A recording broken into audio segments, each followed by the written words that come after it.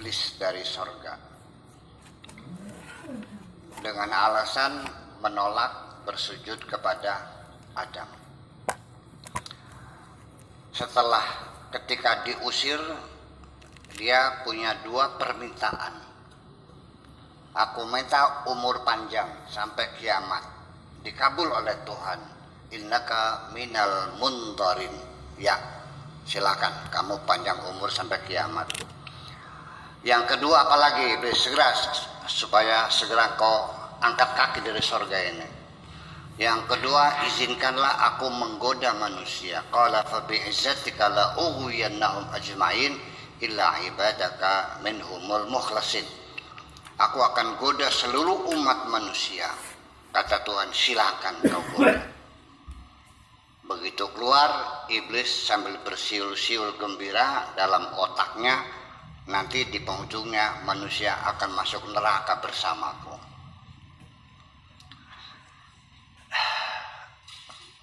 Di tengah iblis sedang gembira diberi izin oleh Tuhan, satu umur panjang, yang kedua izin menggoda. Berarti iblis itu legal ya, punya SIM kan, sudah surat izin menggoda. Di tengah iblis sedang gembira akan menggoda manusia, Tuhan mengatakan, silakan kau goda manusia. Tetapi siapapun manusia setelah melakukan dosa lalu bertaubat kepadaku, ku ampuni semuanya. Loh, iblis melongo. Ya kalau begitu saya namanya kerja bakti dong.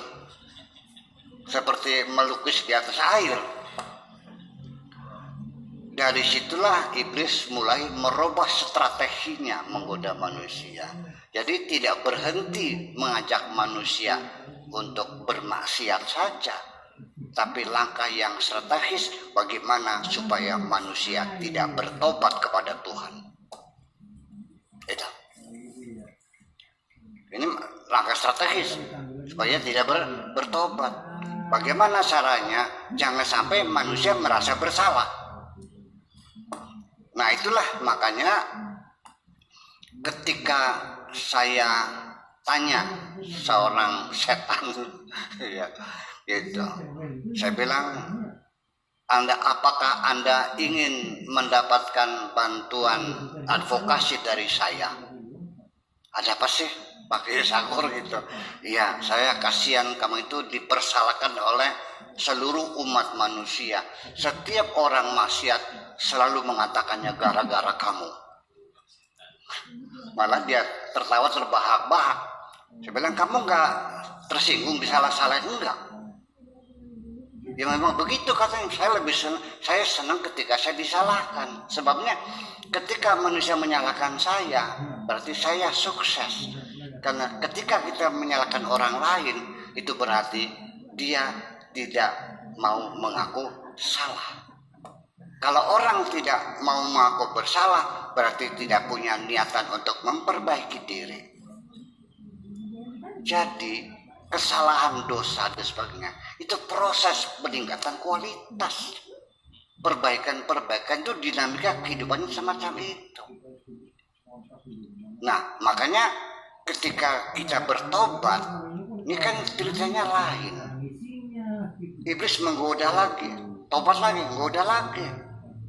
Sampai kapan? Ya sampai sia-sia kerja dia. Jadi kita nggak usah menyalahkan iblis, biarin aja iblis. Maka yang penting kita jangan pernah menyalahkan orang. Ya, kita introspeksi, barangkali kita salah. Yang penting kalau kita berdosa, kita memperbaiki diri, bukan menyalahkan orang lain. Ketika kita menyalahkan orang lain, sama dengan kita tidak mengaku bersalah. Kalau orang tidak menyadari kesalahannya, berarti dia tidak punya niat untuk memperbaiki diri sendiri. Nah, makanya dalam beragama dan hidup itu perlu ada pertobatan. Sebab setiap saya pernah berjanji ya, ada namanya pengadilan hati nurani ya. Kita kan tersiksa sesungguhnya. The feeling of guilt tersiksa. Masih ada waktu enggak? Masih ada waktu, boleh ya? Oke, benar? Ya. Bisa ya? Pemenitan. Oke lah, singkat saja. Keadilan itu ada. Ya.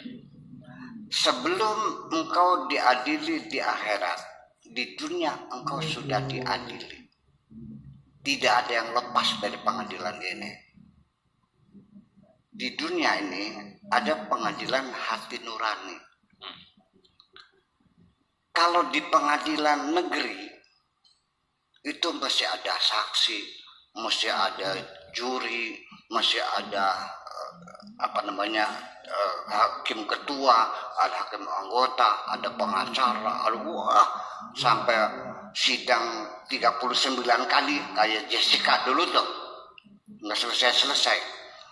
Nah, kalau pengadilan hati nurani itu saksinya ada dalam diri kita sendiri, hakimnya dalam diri kita sendiri, pengacaranya ada dalam diri kita sendiri, sidangnya cepat dan singkat, kertek palu, apa hukumannya?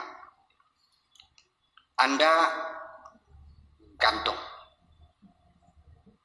Yang lucunya kalau hakim negara, pengadilan negara itu ada eksekutornya, ada polisi yang nembaknya. Tapi kalau pengadilan hati nurani hukuman gantung. Tahu nggak? Yang beli tampang siapa? Beli sendiri kok. Belinya di mana? Nganyang nggak, nawar nggak? Berapa semeternya? 30, 20 aja deh. Lalu yang ngikat di suhunan siapa? Yang buat kolong siapa? Yang naruh meja siapa? Yang angkat kursi siapa? Yang jejak siapa? Kakinya sendiri. Ini pengadilan hati nurani. Ada lagi minum racun. Yang beli begon siapa? Yang minumkan siapa? Sendiri. Hukuman penjara di sel. Tahu nggak? Kalau sel di polsek mah 2x2 masih bisa selonjor, masih bisa tidur. Tapi begitu pengadilan hati nurani memutuskan hukuman penjara, masuk sel, lebih sempit sel dari badan Anda sendiri, sehingga napas juga susah. Maka disitulah pentingnya pertobatan. Segera kita meminta ampun. Ya, rasa the feeling of guilty yang menyiksa diri kita akan rilis semuanya itu, dan kita akan dapat bernapas lega lagi. Percayalah bahwa pertobatan adalah satu solusi. Bahkan dalam agama Nasrani itu sangat dipentingkan, sangat diperlukan sekali pertobatan. Datang menghadap pastor dan dia berterus terang meminta. Begitu kan Pak Musrahan ya? Semacam itu. Jadi artinya bahwa pertobatan itu penting sekali dalam hidup kita, sehingga kita melepaskan beban psikologis yang menyiksa diri kita ini. Terima kasih. Ya. Terima kasih Ibu ya.